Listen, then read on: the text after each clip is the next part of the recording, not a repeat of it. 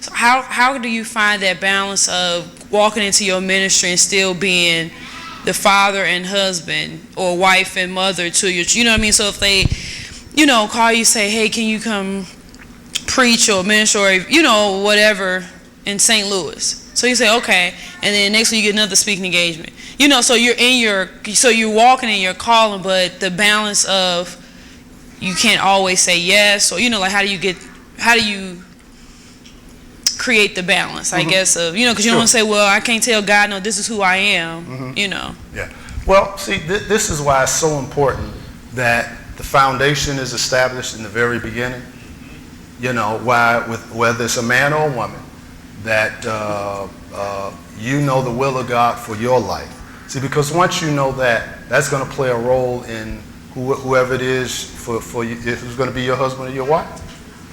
In other words, if God has called me to China, then obviously whoever my spouse is going to be, they're going to be to China too. If God called them to Arkansas, then I guess it's not God's will for us to be together. So when I know God's will for my life, and then whoever I marry, and they know this, and they understand that what's involved in all of that, and then when both husband and wife know it, then when they have children, they raise their children accordingly, based on the calling. Well, one of the things about you have to find a balance. You have to find them. It's just like you saying, like if he go to Alabama to preach, and then the kids are in school, and then it's like, well, I can't go with him to Alabama because the kids are in school. There has to be a balance. Then we know the will of God that is a calling on his life, but God is not crazy to have you go all over the city without your wife. Now all over the world, sure.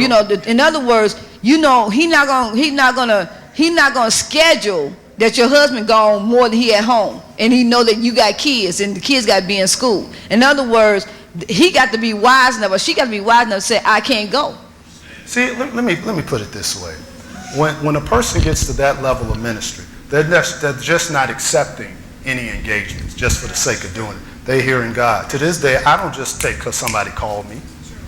Lord, do you want me to go? And I ain't got no small children anymore. Because if God say don't go, I ain't going. If he say go, it's going to all work together. And that's where you got to believe that God is not crazy. No. And say, well, God, and then you got to have confidence and not fear that you're missing something. Because if people say, well, I ain't missing any game. See, I could have had that money. Well, now you done goofed up right there. The moment you get motivated by money, you in trouble. The devil gonna get you.